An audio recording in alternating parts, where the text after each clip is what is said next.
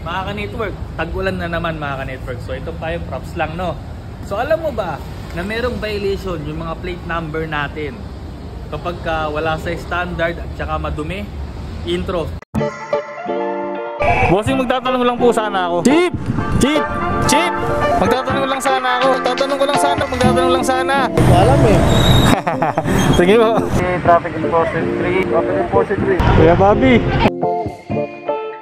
Alam mo ba ka-network na sa standard ng LTO, mga ka-network, LTO so pwede rin to sa mga daan. So kapag ang plate number natin ay madumi, so typical tag-ulan, kaya nagkakaputik yung mga plate number natin, kaya dapat laging malinis yun. O kaya may cover, tapos yung cover natin ay madumi din, so may violation yun sa LTO. At saka lalo na kung name tag, alam niyo name tag, yung malalaki na wala sa standard, ang mga plate number natin ay may violation sa LTO, yung modification mga ka-network.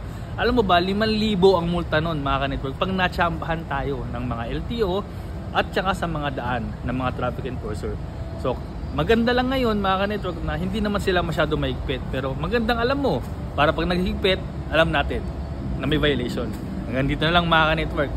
See you next time. Bye, sir down!